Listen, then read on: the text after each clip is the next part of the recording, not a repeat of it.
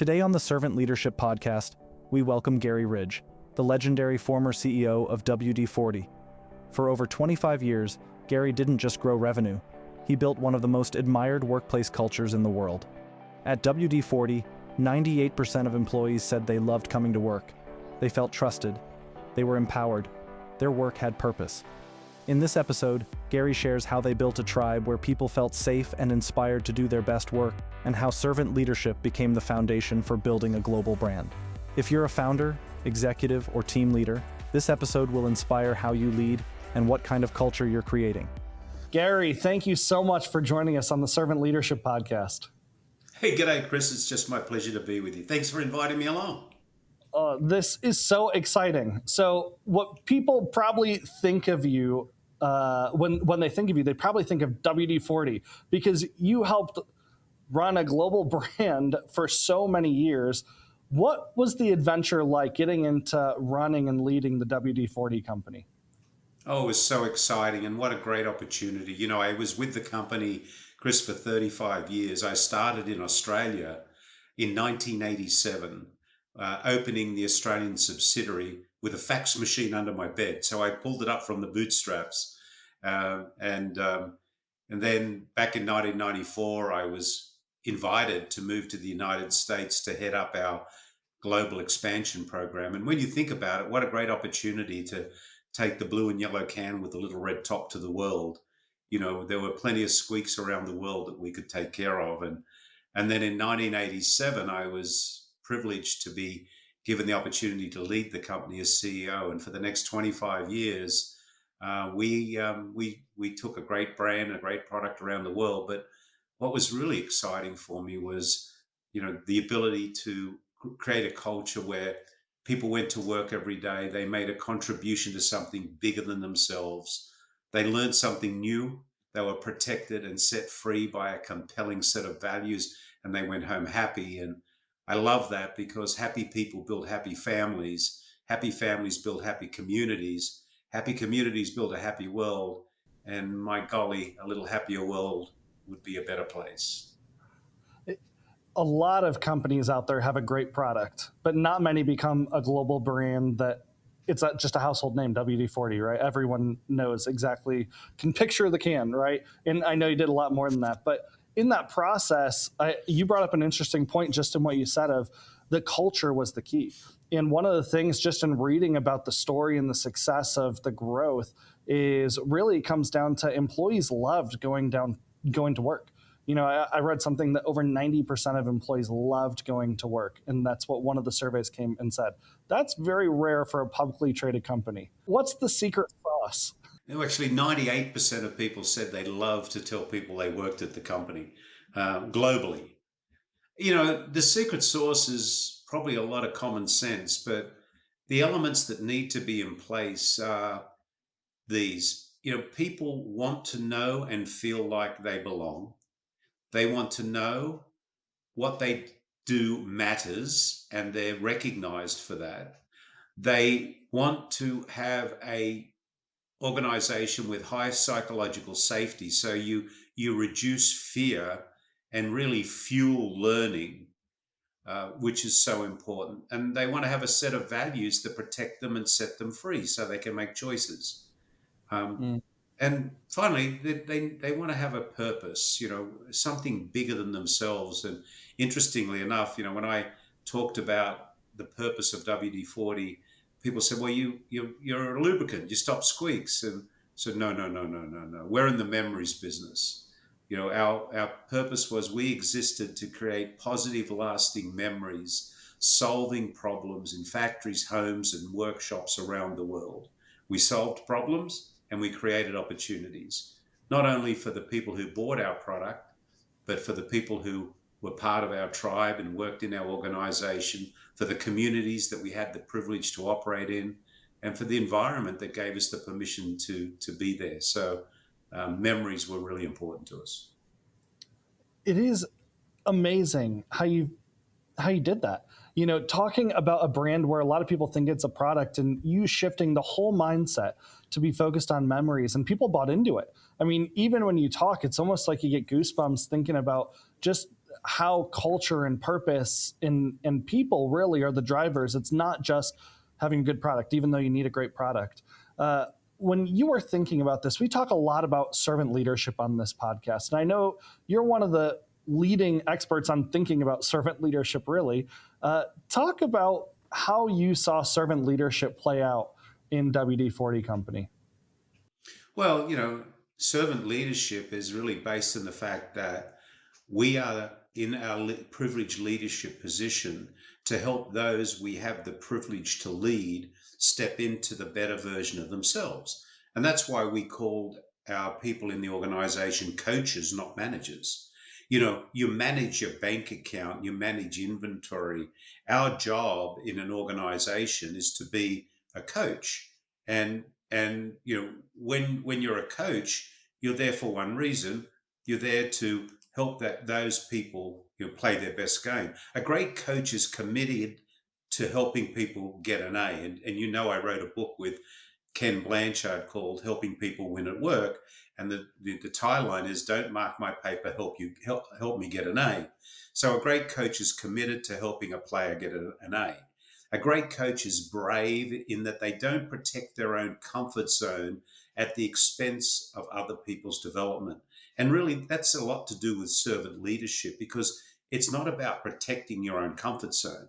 It's about, what are you doing to help others? A great coach knows the game and what it takes to win.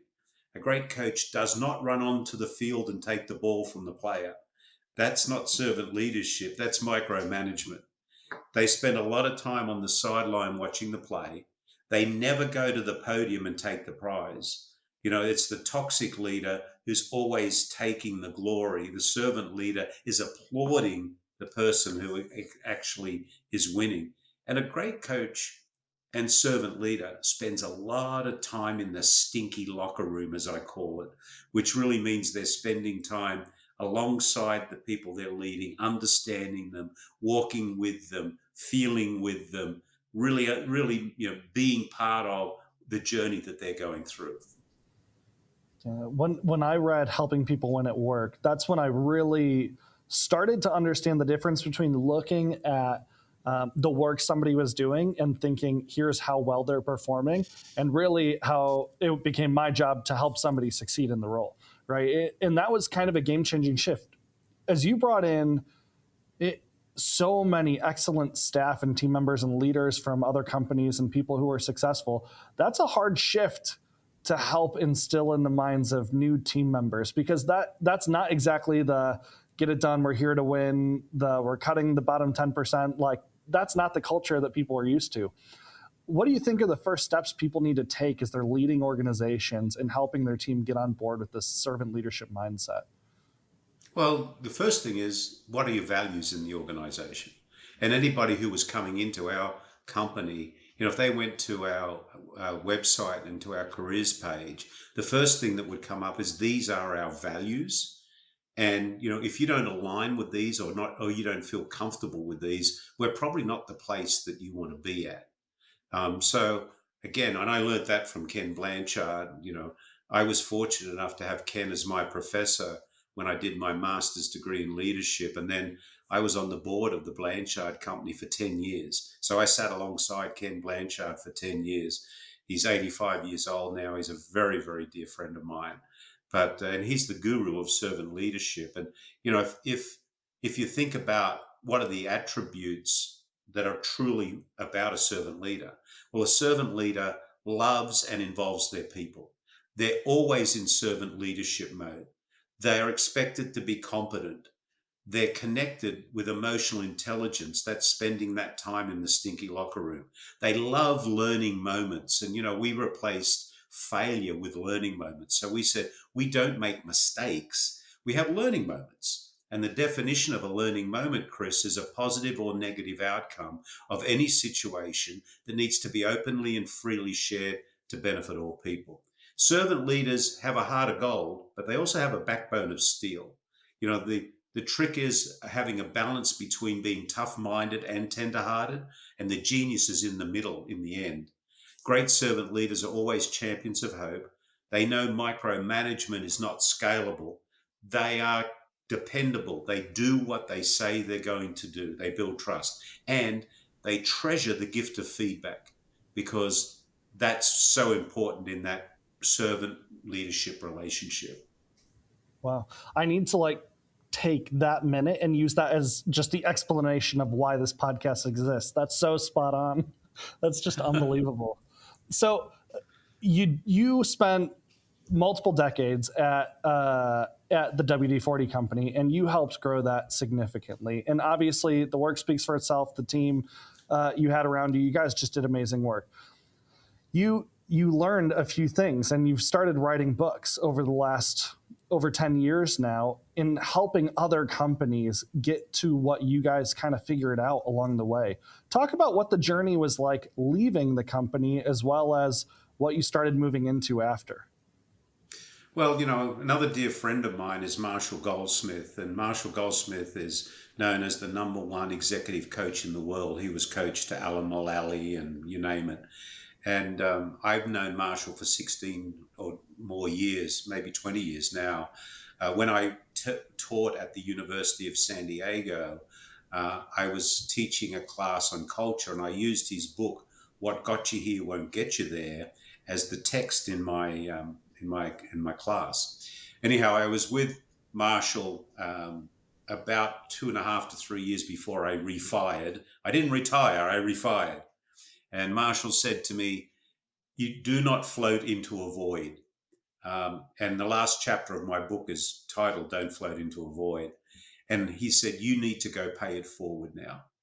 You need to have a clear purpose for two reasons. One is, if you don't have a clear purpose day one after you finish doing what you're doing, after being in the role you've been in for so long," he said, "it will absolutely destroy you." And he was right. And I do what I do now, Chris, for one reason, is I truly believe that business must be a force for good in the world. We can be, because we touch so many people every day. And there's such a target-rich opportunity to increase culture and engagement in organizations, because it's currently awful, and it's been awful for a long time. So I wrote my new purpose statement, and my new purpose statement is, I help leaders build cultures of belonging where love, forgiveness, and learning inspire a happy, more connected world. And that's why I do this. And everything that I do and all the stuff that I've written in my new book, which is Any Dumbass Can Do It, if through my learning and my scar tissue, I can convince or suggest to leaders that there's a better way to have a place where people want to escape to your workplace instead of escape from it, and you're going to send them home happy, we're going to build more happy families, and we're going to build a happier world. And I think that's really important. And we proved you could do it. So I'm not a academic, I'm a practitioner. So we have proof that you can build a truly amazing culture and be financially very, very successful, and they work in step. And the reason we were very financially successful is because, sure, we had a great product and a reasonably good strategy, but we had a highly engaged workforce who went to work every day because they loved what they did and they were making a difference in the world. So you've gotten into some consulting with some very large companies, as well as writing these books over the last decade plus.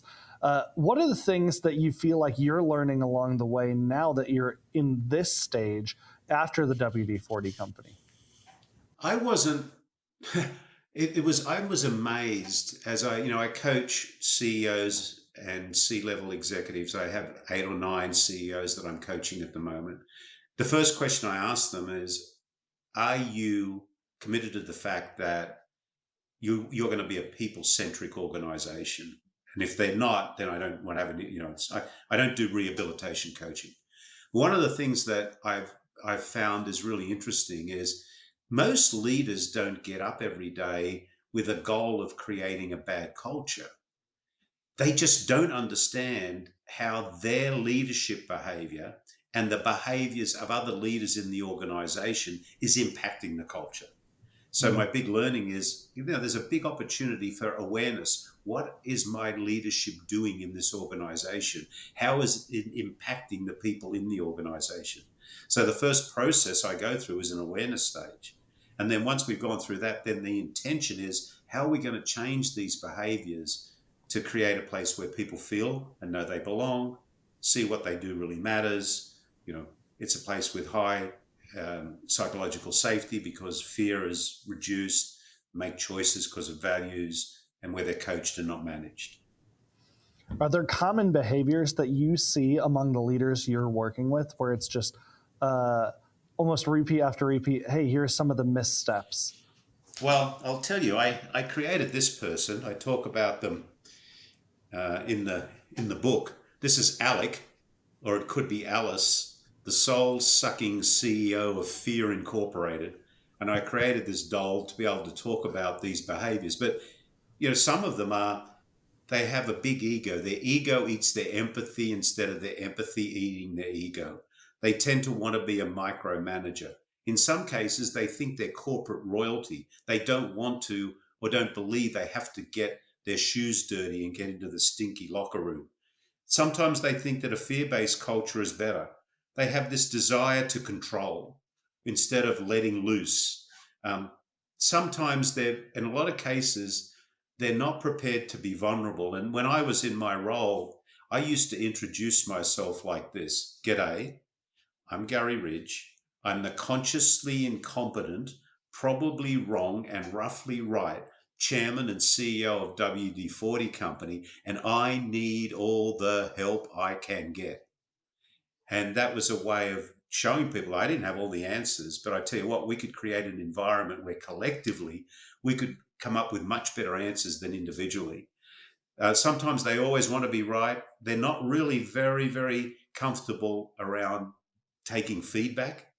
And in a lot of cases, they don't keep their commitments. These are generally, the bad habits of Alec, the soul, or Alice, the soul-sucking CEO of Fear Incorporated. So a lot of people listening to this might not be leading a massive organization, but we know everyone has influence wherever they're at, right? And so they might be in a job where they're feeling like they're being led by that type of leader from Soul Sucking Incorporated, right?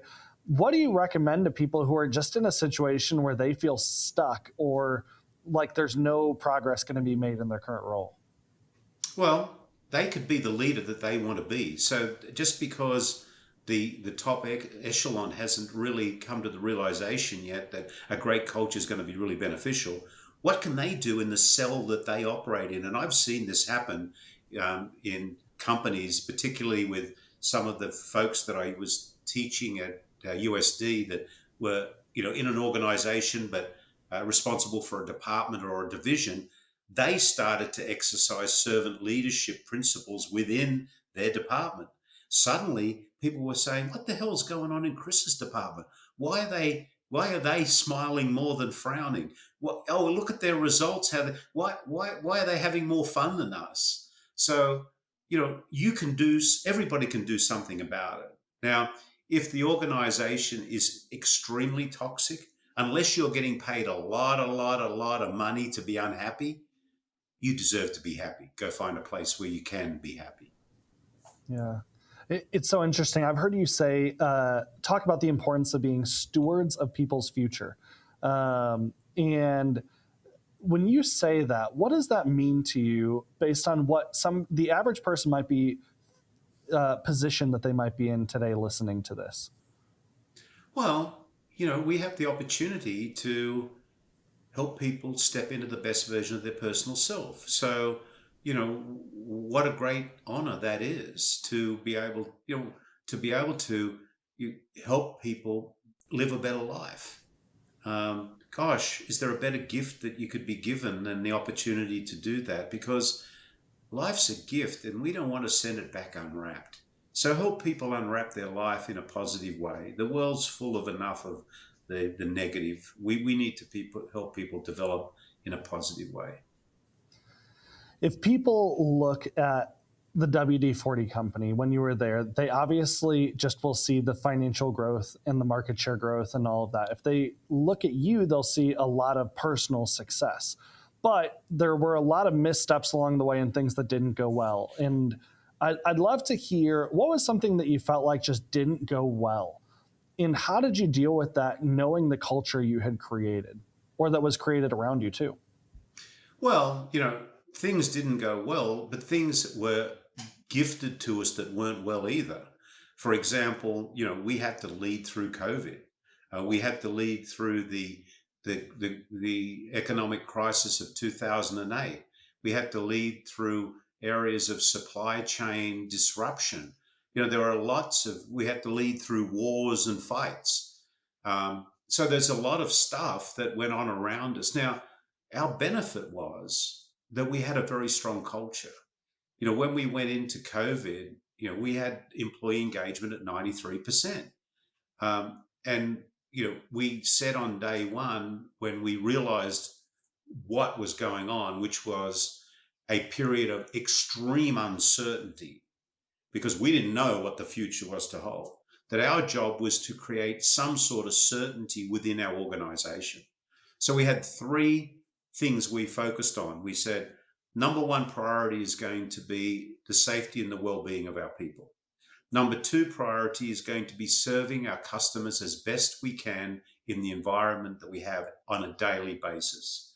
Number three is we're going to protect the underbody of our company, in other words, the infrastructure, so that we can thrive when this is over. Because I think even though there was uncertainty, we all felt that we, as a society, as humans, we were going to be smart enough to get through this some way or another.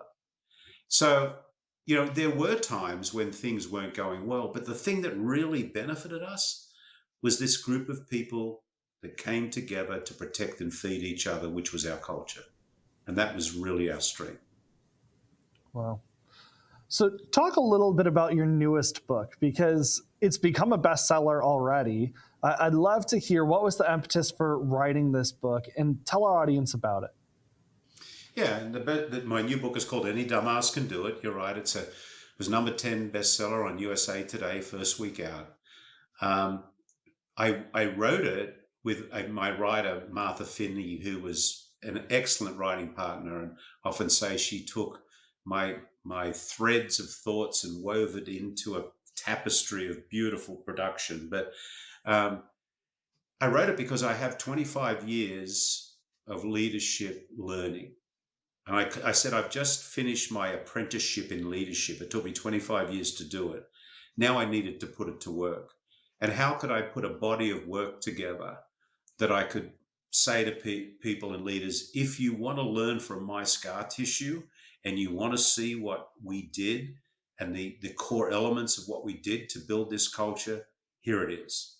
And I did it for the reasons that I said earlier, is I think we have a responsibility to build a better world. To be quite honest, I didn't need to write the book, but I did need to write the book. There's a lot of younger leaders who are looking to you, looking at your story and thinking, I would love to replicate that. I would love to follow in Garry's footsteps. I would love to just do what he did, because clearly that led to amazing outcomes. What's some of the advice you give outside of what we've talked about to younger leaders who are just getting started, more so focusing on themselves first? To be a continual learner, always curious, be open to feedback, be open to the fact that you're probably wrong and roughly right in most things you do, and make peace with that. Understand the value of other people. Treat people with respect and dignity. Have a heart of gold and a backbone of steel if you need to be. But I think those things, and life's this journey, and I think the younger leaders coming out now, I feel that a lot of them are disillusioned because they've listened to the older generation who hated doing what they're doing. Now they're going to make a difference. Now they can make a difference. So again, I think it's really about that continual learning. Curiosity is so important. You mentioned earlier sitting under Ken Blanchard, and you mentioned how over time you became friends and even co-wrote books together, right? And Ken is somebody that I've looked up to, obviously, for a long time. Doing anything around servant leadership, you bump into Ken. Talk about what it was like partnering with him just on different initiatives and what walking through life was like. Ken is one of the most giving people you'd ever meet in your life. He he has a theory that God didn't make any rubbish, and he has a heart that is bigger than every. And he's such about looking for the good in people. Um, and having someone like that and he's just brilliant. His style, his work with situational leadership, some of the programs that they put together, but he really gets it that we we're there to, not one of us is as good as all of us. So having that and having that encouragement from him. um, he was the one who really showed me the value of having a hierarchical set of values in an organization, which is so powerful. Our values are hierarchical. In other words, the number one value has more weight than number six. And that's a brilliant concept, because it really does make sure that people make decisions based on what the organization feels is the most important. Our number one value is we value doing the right thing. Our number two value is we value creating positive, lasting memories in all of our relationships. Our number six value is we value sustaining the WD-40 economy, which was about profitability. Now, you might argue that as a public company, our number one responsibility was profitability. Wall Street would probably tell you that. Well, sure it is, but profitability doesn't come out of smoke. It comes out of effort and execution. And what we wanted to do with our values, and it worked, is I said, I want anybody in this organization, anywhere they are in the world, at any time of the day, to be able to make a decision without quacking up the hierarchy, empowering people. Now, I can tell you a nearly true story on how that worked. And because I changed a little bit to protect the innocent here, but Chris is working at WD-40 company. He works in the supply chain. He is responsible for making decisions about procuring, different ingredients that go into our product. Someone walks into Chris one day and says, "Chris, I'm going to make you a hero today." Chris says, "Tell me more." He said, "Well, I'm from Acme Chemical Company, and I have an ingredient that we make, and you use it, and I've done some sums.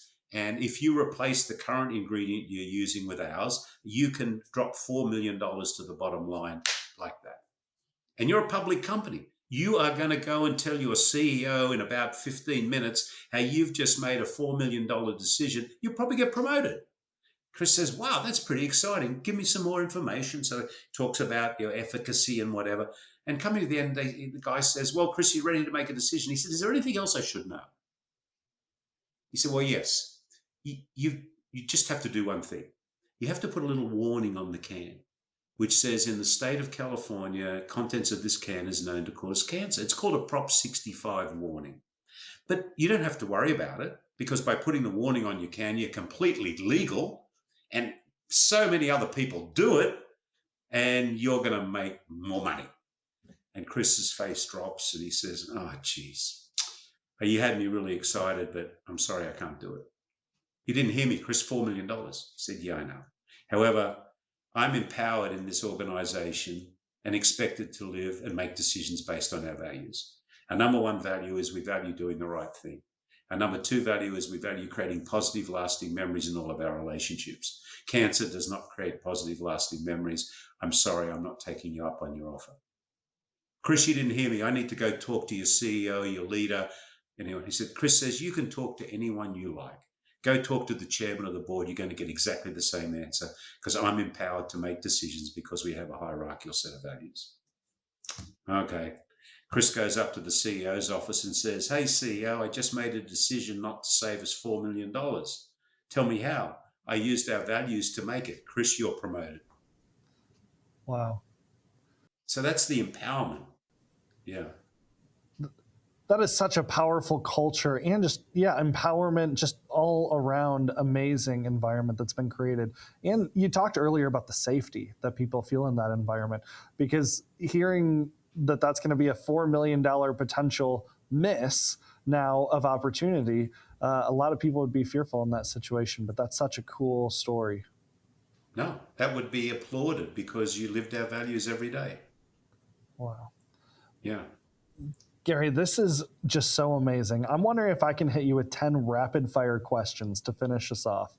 Go ahead. Let me see if I've got the answers. Just say the first thing that comes to mind. No wrong answers. Who's the first person you think of when I say servant leadership? Ken Blanchard. I thought you'd say that. 5 words that most describe you. 5 words that most describe me: curious, learning, loving, dumbass, leader. All right. Favorite book or movie? Oh, book is Everything You Need to Know You Learned in Kindergarten by Robert Fulghum. Everybody should read that book if they want to be a leader. Movie, The Godfather. I'm a big fan of The Godfather. Both are great answers. All right. Favorite food? Well, look at me. I guess my favorite food is any meal that my lovely wife cooks me, because she's just makes the best food. I love that. Favorite thing to do in your free time?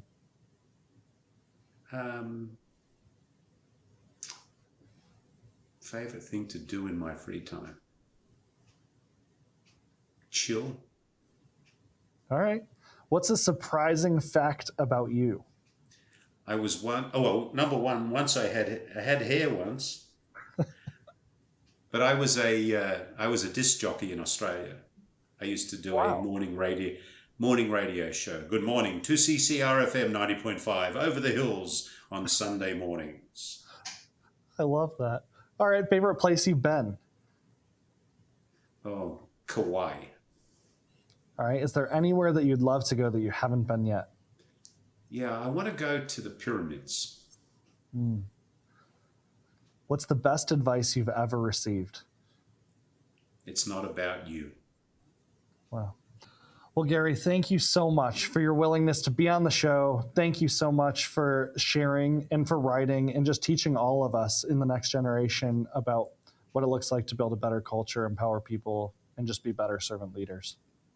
Well, thank you, Chris, for what you do. And, you're really doing the work here, because it's through people like you who go to the effort to get this word out that will make a difference. So thank you, Chris, for what you do.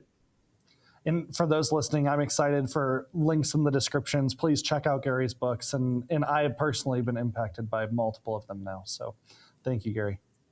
Thanks, Chris. Thank you for listening to this episode of the Servant Leadership Podcast. If you enjoyed what you heard, please give it a thumbs up and leave a comment below. Don't forget to subscribe and hit the notification bell to never miss an update. Be sure to check out the servantleadershippodcast.org for more updates and additional bonus content.